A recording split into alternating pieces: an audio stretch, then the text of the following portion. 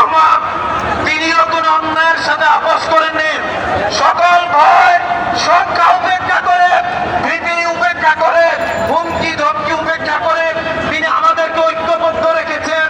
বাংলাদেশের মানুষকে নেতৃত্ব দিয়েছেন। বাংলাদেশের এই দেশের যে স্বাধীনতা, এই স্বাধীনতা হুমকির মধ্যে ছিল, এই স্বাধীনতাকে তিনি রক্ষা করার জন্য এই দেশের মানুষকে ঐক্যবদ্ধ রেখেছেন।